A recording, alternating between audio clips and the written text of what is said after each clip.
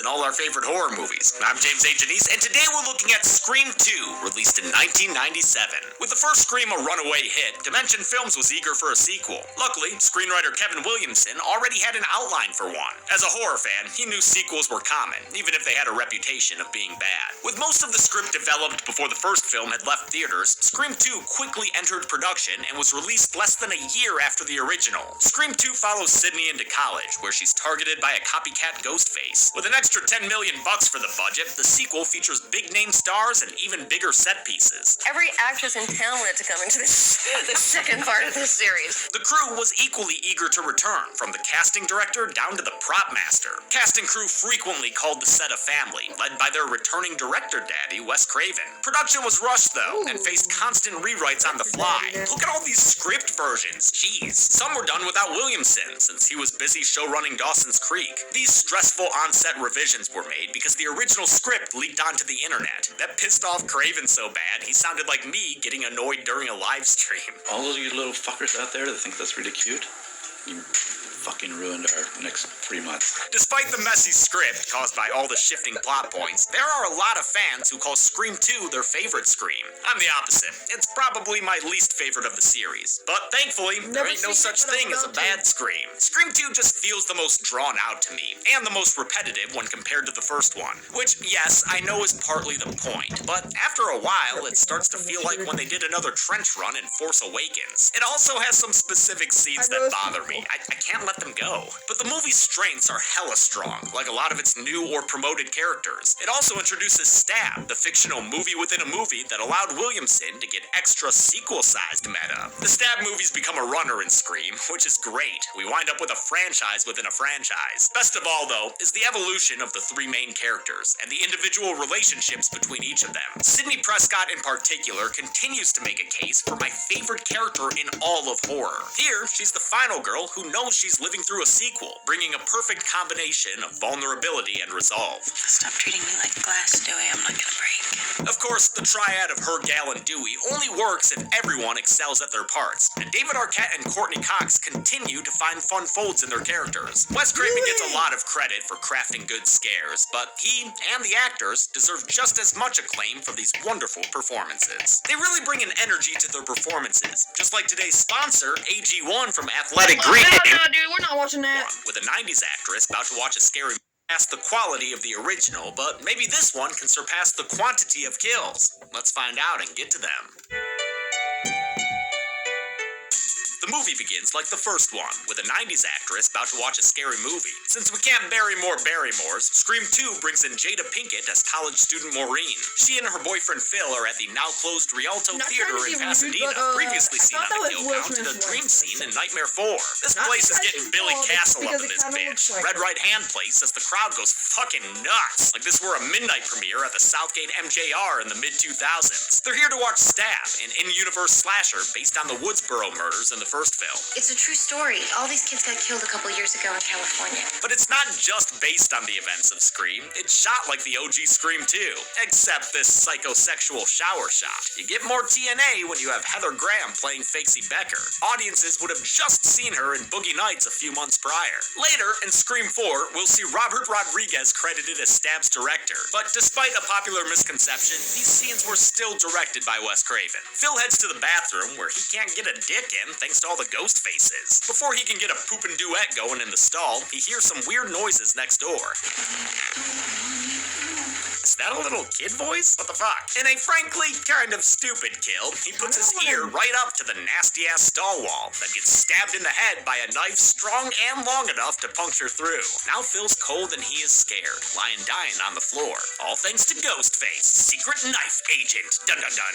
Phil's death might be meta commentary on the whole black character dies first in a horror movie stereotype, but I've got to note, at least in kill count movies, I haven't seen that trope very often. The killer takes Phil's place next to Maureen, Maureen, who's too scared of Casey's meta murder to notice the change in screamery. Some shoulder blood finally catches her attention, then a blade catches her in the gut. It's unnoticed by the theater goers who are screaming their damn lungs out. God, did someone slip Coke in the Coke? Or the Pepsi. Sorry, they make it mighty clear that it's Pepsi. In any case, this theater is ridiculously over the top, but it's portrayed earnestly enough to keep this horrifying instead of corny. Maureen doesn't die until after she's climbed on stage like someone's got her name in their fucking mouth. The patrons finally realize something's wrong when she gives out a banshee scream.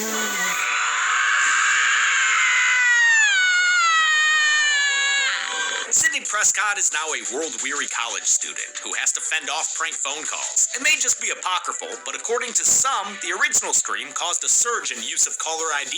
Hi, did you know that caller ID use tripled after the premiere of Scream?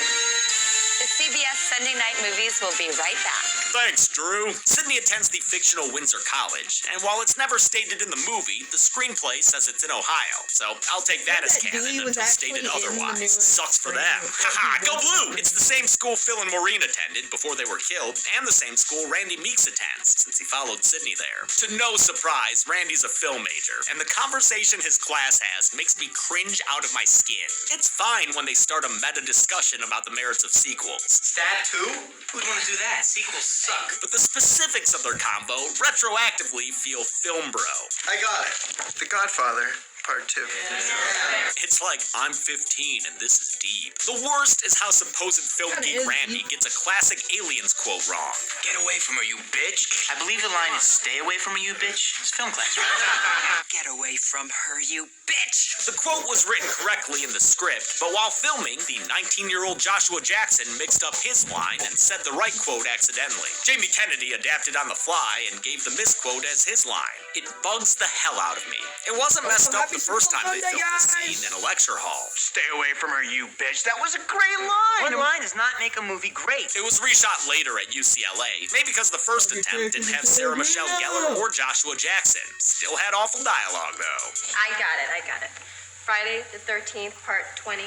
Gellar plays C.C. Cooper, a fellow film student, alongside Mickey Altieri, played by Timothy Olyphant. Sid's friend group also includes her roommate Hallie and her new boyfriend Derek. Randy's not a fan of Derek. Wonder why. Well, maybe you'd stand a better chance if you didn't randomly talk in a British accent, Randy. A lot of shit happens at the movies. People get robbed, shot, maimed, murdered.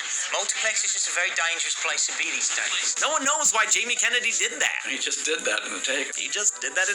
The media storm over the movie theater murders prompts the return of Hurricane Gale Weathers, Highlights Edition. She's chasing numbers again after writing a successful book about the Woodsboro murders. She has a new cameraman, Joel, whom she berates like he were another Kenny. Her ire even extends to the local press, like reporter Debbie Salt.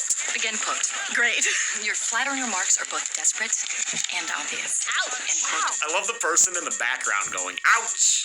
End quote. Gail tries to score an impromptu exclusive between Sydney and an old, not-quite friend, Cotton Weary, her mother Maureen's illicit lover, who was wrongfully imprisoned for her murder. Sydney saw him earlier being interviewed by screenwriter Kevin Williamson in a cameo. The exclusive ends in a familiar way for these ladies. Did you get that on film? Yes, I got that on film. Scream 2 may be the most serious of the franchise, but it still has plenty of funny moments. This one came from actors Elise Neal and Dwayne Martin ad-libbing. When I ad-libbed that, and I was mad at Dwayne that day because he said it right after me, trying to steal my shine. And like, why you repeat it? Then they wanted it. So I was like, man, I came up with that. Man, I'm trying to come in on my part. Gal takes a stroll to clear her head and runs into Dewey, who's flown out to keep an eye on Sid. Poor guy's got a limp because of a severed nerve from that stab to the back. He's not keen to rekindle a romance with Gal, since she talked a bit of shit about him in her book. Page 41.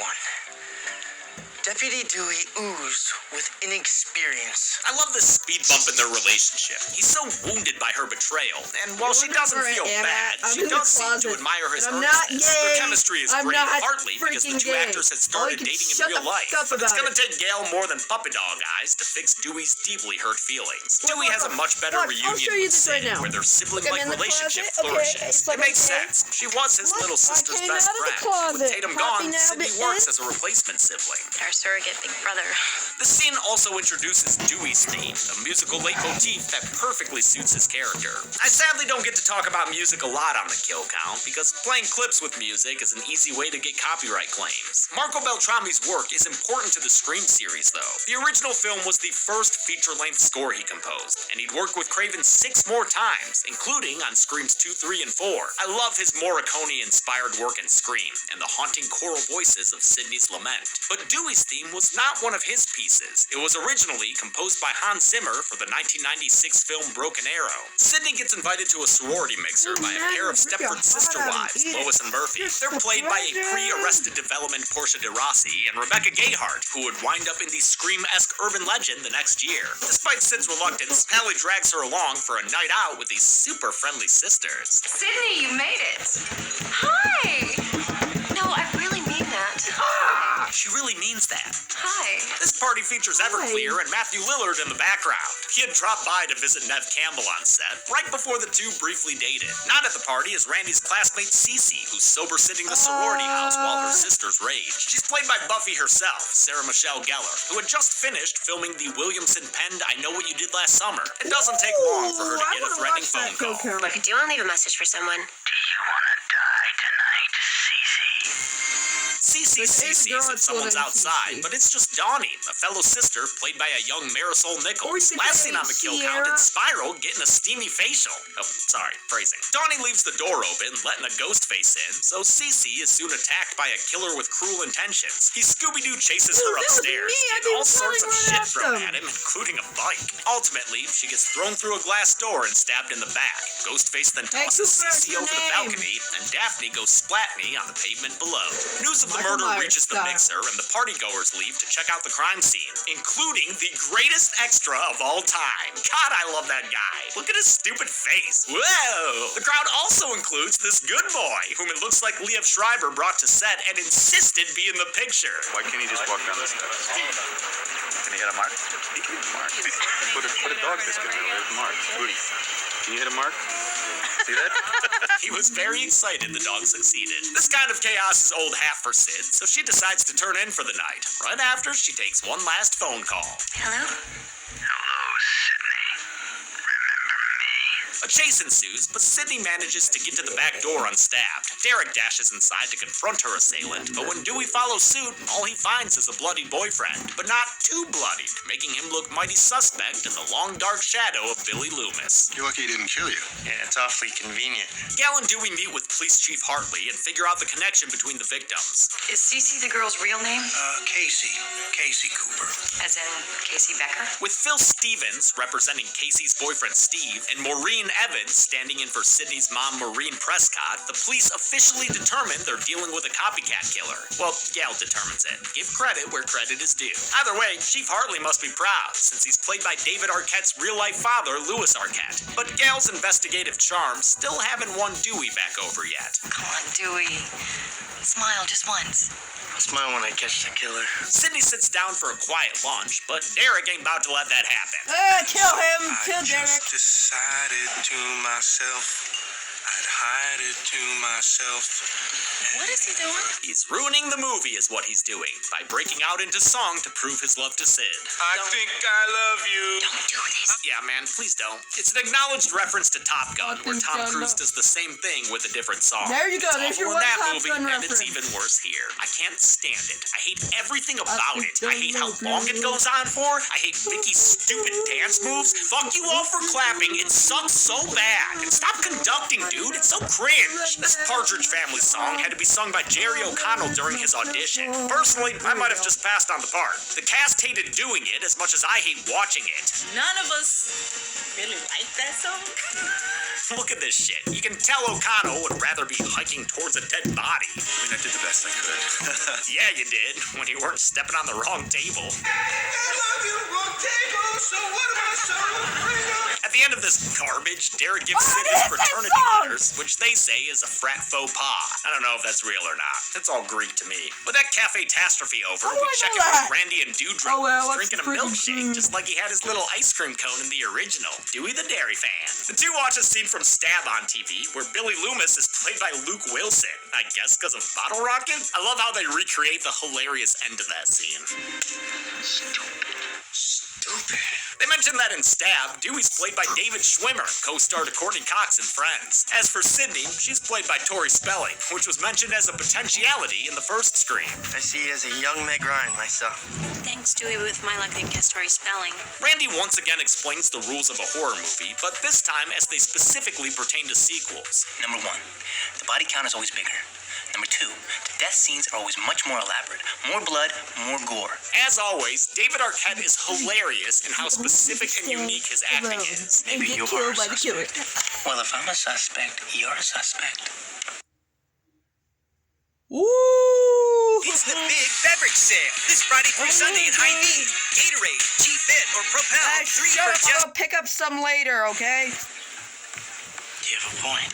Sydney tries to back out of the leading role in her school's play. I've never loved this Agamemnon subplot, written by Craven during one of the on-set rewrites. But I do like the thematic resonance of Sydney playing Cassandra, the oracle whose warnings were always ignored. It also gives us a cameo by the late David Warner as her teacher, last seen on the kill count in The Ice Cream Man. Rest in peace. He doesn't believe in bad omens, so he tells her the show must go on. During rehearsal, Sydney gets screamy once the fake knives start flying and the hooded faces start ghosted. She runs off stage to weep in the wings, where Derek all of a sudden appears. With that killer boyfriend, Shadow of Billy, still looming over her, Sydney breaks up with Derek. She ain't about to let no second Lion King And that's ruin why her Derek pride. gets the Dewey and score, Randy no meet up with girl, Gal and because he's a Joel. He's gotten one nervous little since son of a learning that bitch Kenny was killed. The specifics don't really matter to him. Gut it, slash, the guy ain't in the And union no also, more. this He leaves to grab a-hole coffee, and decided the to others get get a his phone friend call. to attack me. Anything, am I? You 3 look deep in thought. It sounds like the killer is watching them, so Randy stays on the line while Dewey and Gal assault every student with a cell phone on the the quad. Windsor College was played by Agnes Scott, a private women's college in Metro Atlanta. It provided most of the exterior and interior locations. Beautiful campus. Ghostface teases Randy and says he'll always be the geeky supporting character, never the MC. Fuck you! Unfortunately for Randy, the call is coming from inside the news van, and no one hears him struggling over these b-boys blaring Cottonmouth Kings. I listened to an embarrassing amount of Cottonmouth Kings, and was kind of excited to find a music video of theirs on the Scream 2 Blu-ray. By the time Gal and Dewey find him, Randy's become the first legacy character to die. Poor little hot dog got ketchup to death. Yeah, let it out, Gal. Don't relish in it. Sydney gets a threatening instant message in the... and no one hears him struggling over these b-boys blaring Cottonmouth Kings. I listened to an embarrassing amount of Cottonmouth Kings, and was kind of excited to find a music video of theirs on the Scream 2 Blu-ray. By the time Gal and Dewey find him, Randy's become the first legacy character to die. Poor little hot dog got ketchup to death. Yeah, let it out, Gal. Don't relish in it. Sydney gets a threatening instant message in the library, scrambling her security detail, Officers Andrews and Richards. Their names are taken after the kid actors in Halloween, Brian Andrews and Kyle Richards. They do a shithouse job, leaving Sid alone so she can get jumped by Cotton Weary. He's eager to step into the spotlight by doing a talk show sit-down with her. We're talking prime time, Sid. You, me, and Diane Sawyer. Understandably, Zach she would say if refuses. he actually Also had a understandably, girlfriend. Cotton's gotten a little weary But of he being doesn't, labeled so the bad fuck guy. you, I Zach. mean, come on, Cindy, you drag my name through the mud. Everybody thinks I'm some kind of psycho killer, and all I'm asking for is a little fucking Diane Sawyer interview to maybe get my side of the story straight. He just wants everything illuminated. I love how Cotton Weary was brought back for Scream 2. He was just a throwaway character in the first film, and we never thought we'd see live again. We lucked out that Liev Schreiber was cast for this single shot of him in Scream 1. All I had to do That's what was Jake did to me. get out of He the car looked and at walk me and up he a did flight this. of stairs. It was one of the easiest jobs I'd ever done. Cotton's so What the hell are you interesting, doing? an awkward guy who's been profoundly affected by being wrongly accused. I love how he has a decent point here, but is way too aggro explaining it. It gets him arrested, but he's released due to lack of evidence. Sydney doesn't know who to trust anymore, since, after all, Everybody's a suspect! except Randy, because he's dead. In fact, his death prompts Joel to be the smartest horror movie character ever. Not wanting to go the way of Kenny, he straight up leaves the movie, which was an idea Dwayne Martin had and pitched to Craven. He goes, how would you leave? I said, cab. He said, you want to leave by taxi? I said, yeah. He said, all right. And that's exactly what he does. Randy's death also hits Gail like hell, causing her to verbally lick Debbie Salt. Salt's been around seasoning some scenes, and even casting suspicions towards the story-seeking Gail. Well, it just seems to me that if the killer is repeating what happened in Woodsboro, it's quite possible that the killer could be from Woodsboro. But at this point, Gail wants to do the right thing without any regard for ratings. I just want to find this fucker. I really do. That finally wins over Dewey, and the two take Joel's footage to the film school to try to find a ghost face in the grassy knoll. The home movies get them hot and heavy with each other, but they take a break when they take a... What? I really do. That finally wins over Dewey, and the two take Joel's footage to the film school to try to find a ghost face in the grassy knoll. The home movies get them hot and heavy with each other, but they take a break when they take a break, Dewey, when they realize someone spliced the live feed into the footage they're watching. It ain't Tyler Durden in the projection booth. It's a non-union editing ghost face, motherfucker! In the ensuing awesome chase scene, which is always a highlight of Screams, Dewey ends up in a soundproof booth where he's stabbed in the back once again. Gail watches helplessly, and then Ghostface pulls his classic disappearing act. When Gail runs into a bloodied Cotton in the hallway, she's convinced she's found the killer. She even lets Debbie Salt in on the scoop. The killer is Cotton fucking Weary. Cotton Weary. Elsewhere, Derek bids Sydney a farewell as she departs with Hallie to safer shores. He's quickly attacked by hooded figures, but they ain't ghost faces, they Greek faces, here to haze Derek for giving Sydney his frat letters. You know, frat stuff. They have no king but Caesar, crucify him! Yeah, and make his penis shotgun a beer. Heads up, little buddy! When Sydney's police escort stops at a traffic light, Ghostface sucker punches Andrews through the window, then sucker slices his neck open. Splurt! Richards takes a beating, but pops up to play the hero. Then he Ghostface rides the whip when the killer floors the gas. The new hood ornament tries to get a shot off with his gun, but his wild ride ends in hell when his head is impaled on a bunch of pipes. Ooh, baby, that driver's batshit. God, those final death twitches are seriously disturbing. Look at his little hand wiggle. Ugh. The crash knocks Ghostface out, giving Sydney and Hallie the chance to escape the back seat. This suspense sequence wasn't in the script. Craven said they came up with the idea on set. That means Nev Campbell had to do this back-bending stunt without any preparation. But she always loved the physical aspect of playing Sydney, and credits her history as a dancer for her athleticism. Sid nearly unmasks the killer, but has to abort the mission when she slips out a little toot. I still think it's dumb she doesn't do it, and she does too after she and Hallie escape down the street. She runs back to fix the mistake, only to find that the fender-bending Phantom ain't in the car no mo. Instead, he's right behind a clueless Hallie. What?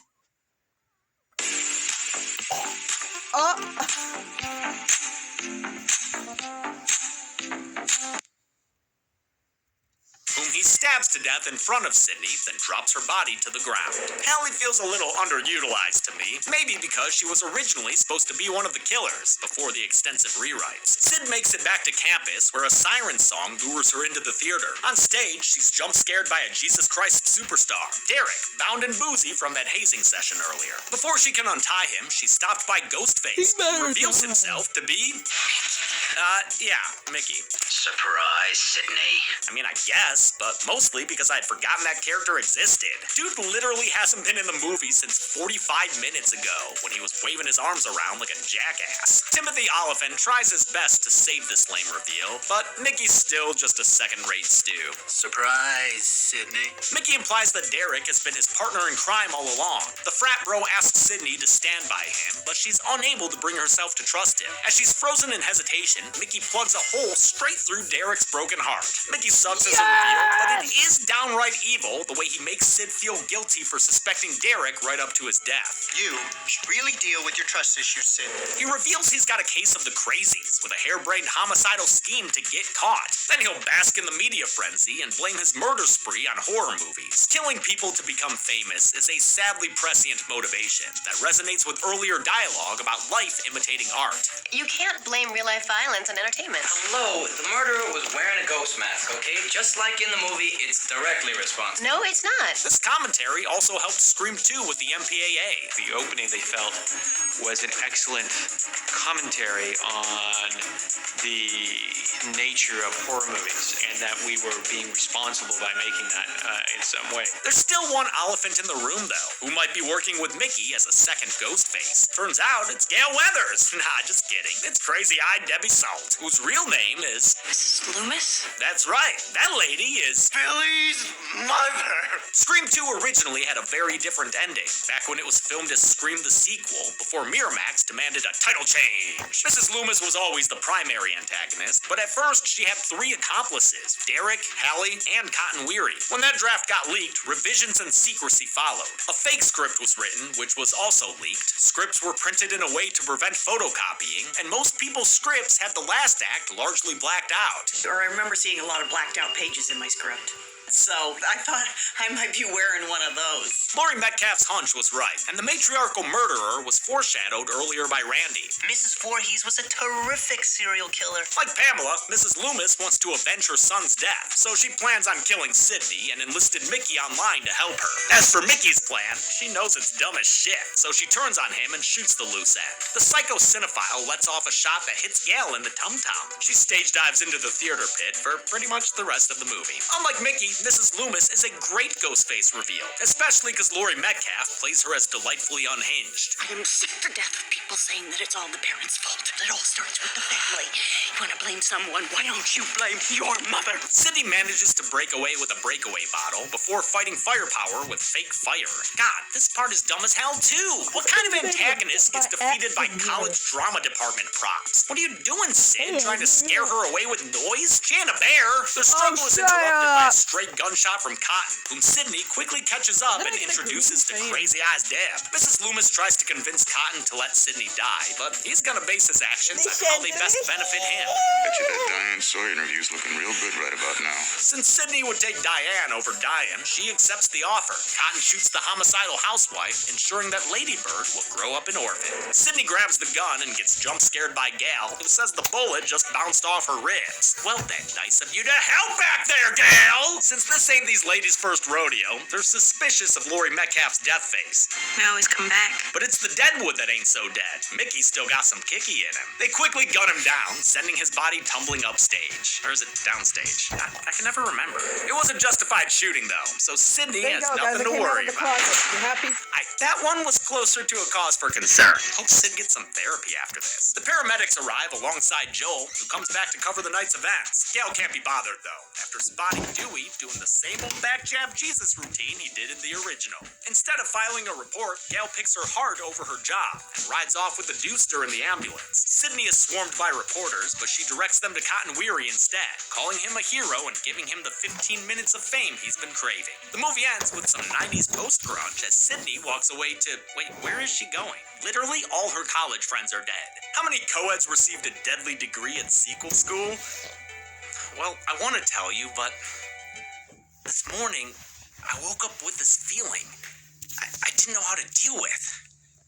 And so I just decided to myself, I'd hide it to myself and never talk about it. And didn't I go and shout it when you asked for a kill count? Let's get to the numbers. Let's get to the numbers. Let's get to the numbers the show was based on. Though it's much more nowadays, I still always gotta say, let's get to the numbers. Where did Zoran come from? 10 people died in Scream 2, with the victims 6 men and 4 women, giving us these sequel slices of pie. Sure enough, Randy was right. The second installment had more kills than the first. 3 more. With a runtime of 120 minutes, that gave us a kill on average every 12 minutes flat. I'll give the Golden Chainsaw for coolest kill to Officer Richards. It's easily the goriest death in the movie, and the post-death twitching is the cherry on top. Dome Machete for lamest kill will go to Hallie, since it's a basic slice and dice with an exceptionally dumb build-up. What? You heard me, and that's it. Scream 2 was released in 1997. The original trilogy would be capped off with Scream 3 in 2000, which I'll look at next week. But until then, I'm James A. Janice. This has been The Kill Count. Thanks a lot for watching this Kill Count recount on Scream 2. It's good to be back in the swing of filming kill counts. I missed them. Even though... Me too, James. I missed them too. But anyway, I hope you guys enjoyed this video. I'll be uploading videos all day today until 10. Make sure you guys like and subscribe, and I'll see you guys